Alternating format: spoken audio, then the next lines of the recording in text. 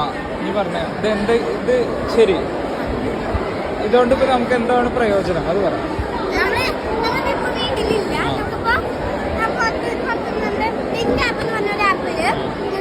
ഒന്ന് കാണിച്ചു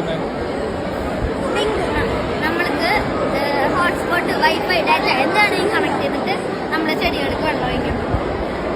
ഇത് വൈഫൈ വഴി ക്ലിക്ക് ക്ലിക്ക് ചെയ്ത് കഴിഞ്ഞാൽ ഇത് കിട്ടും. ഇത് എടുത്തു കഴിഞ്ഞാൽ നമുക്കിവിടെ റീഡിങ് കാണും അല്ലേ?